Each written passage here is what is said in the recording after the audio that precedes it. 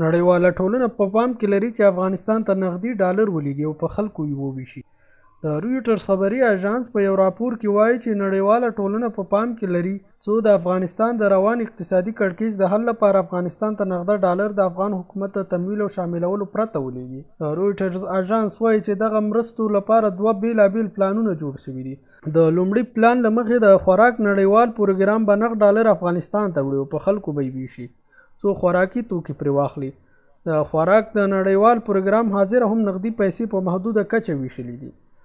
دوهم پلان دا دی چې ملګري ملتونه په نغدي پیسې افغانستان ته وړي او خپلو کارمندانو ته به د افغانستان د بانکونو لارې معاشونه ورکوي.